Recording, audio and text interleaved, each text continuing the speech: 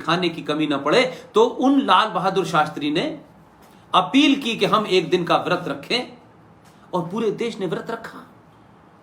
सेनाएं लड़ी, सेनाओं को आदेश में कहा पूरी ताकत से इस हमले का पलटवार किया जाए, और भारत के प्रधानमंत्री की हैसियत में कोई दूसरा आदेश नहीं है, पूरा सबक सिखाइए और घर तक घुस के मारिए।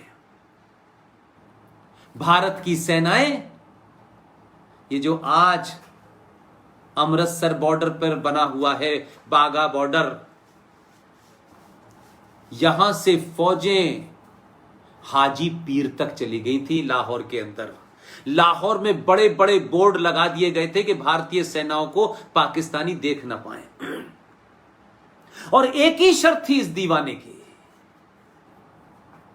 इसने कहा नहीं, लाहौर के हाजी पीर से सेनाएं तभी वापस आएंगी जब पाकिस्तान जम्मू कश्मीर को खाली कर देगा। लेकिन सत्ता के दलालों ने कहा कि अगर इतना ताकतवर आदमी जो देखने में इतना गरीब है, बताया ऐसा जाता है, मैं नहीं जानता, कि जब वो जा रहे थे एक बार, तो उन पे कपड़े पहनने तक के लिए नहीं थे, और नेहरू जी ने उन्हें अपना पुराना एक फटा हुआ कोट दिया था।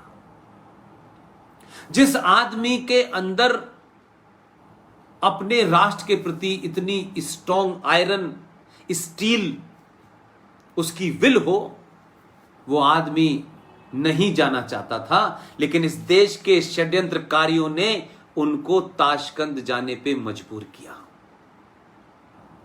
क्योंकि इस देश में सत्ता पे जो लोग आने वाले थे उनको लगा कि लाल बहादुर शास्त्री जब वापस लौटेगा और अगर कश्मीर खाली हो गया तो इस देश में लाल बहादुर शास्त्री को सत्ता से उतार नहीं पाएगा कोई, और मैं एक बौने बाप की बेटी होकर के सत्ता की पारी कैसे शुरू करूंगी। लिहाजा किन लोगों के माध्यम से, उसमें बहुत सारी शक्तियां इन्वॉल्व थी, उनकी हत्या कराई गई, और उनकी हत्या जब यहां आई, उनका शरीर नीला था। उनके परिवार के जो लोग हैं उनसे मेरे निजी संबंध भी हैं। सब उस समय का लिटरेचर और सब तस्वीरें देखी, उस समय उनका पूरा शरीर नीला था। उनकी पत्नी ने सर पटक पटक के जमीन पे कहा कि एक बार पता करो कि क्या हुआ है। कोई पोस्टमार्टम नहीं हुआ।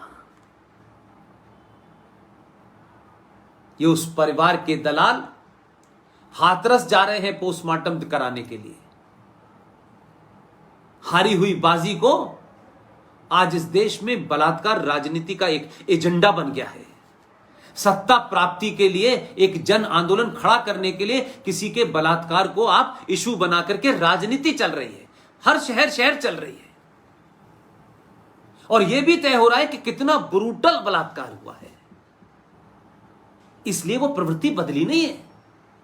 तो लाल बहादुर शास्त्री की जिद थी कि जो भारत का हिस्सा पाकिस्तान ने कब्जाया है उसे खाली कराओ। नहीं, मैं मानने को तैयार नहीं हूं। उन्होंने कोई समझौता नहीं किया। उनकी जिद पूरी न हो जाए इसलिए हिंदुस्तान के एक पार्टी के लोगों ने मिलकर उनकी हत्या की।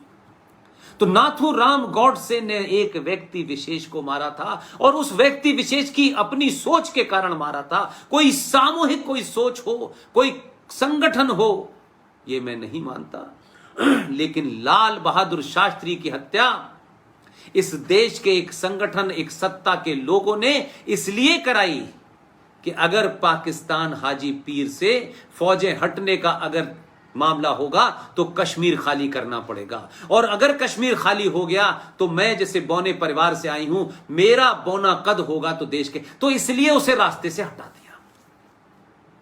हत्या दोनों की हुई है। हत्या का तुलनात्मक अध्ययन आज 2 अक्टूबर को उनके जन्म के दिन करना चाहिए। एक की हत्या से किसी व्यक्ति को नुकसान हुआ, और एक की हत्या से देश को नुकसान हुआ। अब हत्या तो मैं ये नहीं कहना चाहता कि ये महत्वपूर्ण थी, वो महत्वपूर्ण नहीं थी। लेकिन एक हत्या की चर्चा बहुत होती है। क्या 2020 के भारत में 2 अक्टूबर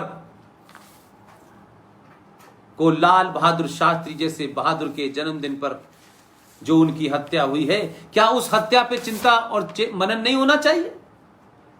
क्या उनके बारे में नहीं होना चाहिए? आज पूरे देश में नगाड़ा बज रहा होगा, गांधी जी का योजनाएं घोषित होती रहती हैं, हो जाएंगी, लेकिन जिससे लोगों का पुरुषार्थ जगे, अपने देश के प्रति अपने परिवार से ऊपर स्वार्थ रखे, अपने जीवन को भी दांव पे लगा कर पे उसने उस ताकत को बनाए रखा। लेकिन गद्दारों ने विदेशी ताकतों से मिलके उस बहादुर की हत्या करा दी। मुझे बताइएगा, सैल्यूट तिरंगा के लोगों, चर्चा किस पे होनी चाहिए? मैं कहता हूं, अगर गांधी को मानना है तो दोनों को मानिए, लाल बहादुर शास्त्री का भी, उस शास्त्री के शस्त्र को समझिए, उसकी विल पावर को समझिए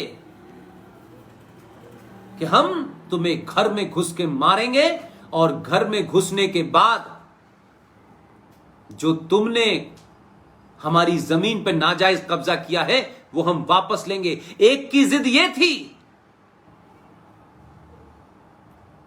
और दूसरे का चरित्र जीना है। अगर आज के परिप्रेक्ष्य में मैं कहना चाहता हूं कि एक ही मनुष्य को शास्त्री भी बनना है और गांधी भी बनना है। गांधी बन के आपको क्या करना है मैं बताए देता हूं। आज कितने संकट हैं देश के सामने, आज कितनी इश्यूज हैं देश के सामने। अगर आपको गांधी को जीना चाहते हैं तो जो गांधी ने अहिंसा का रास्ता आपको बताया था, इस देश की महिलाओं से खासतौर से कह रहा हूं, इस देश की युवा लड़कियों से कह रहा हूं कि अगर गांधी को आज के समय उनकी प्रासंगिकता कुछ है, उनकी कोई रिलेवेंस है, तो आप इस देश में देश के गद्दारों का, इस देश को तोड़ने वाले टुकड़े टुकड़े गैंग का, इस देश के टीवी चैनलों का जो भारत की भाषा और भारत की संस्कृति और भारत के आदर्श पुरुष का अपमान करते हो, हजारों साल की संस्कृति का उपहास करते हो, ऐसे फिल्मी कैरेक्टर और ऐसे फिल्मी डायरेक्टर और कंडक्टरों का बहिष्कार करिए, अहिंसा का इस्तेमाल करिए। उनको गोली मारने या हिंसा करने की जरूरत नहीं है। सिर्फ उनके अपने घर बैठे बैठे उन टीवी चैनलों का जिन्होंने भारत की संस्कृति सनातन का उपहास किया है, जो भारत के तोड़ने वालों को ग्लोरीफाई करते हैं, उनका बहिष्कार कीजिए, अहिंसा से कीजिए, बिना हथियार उठाए कीजिए, उन कैरेक्टर्स का करिए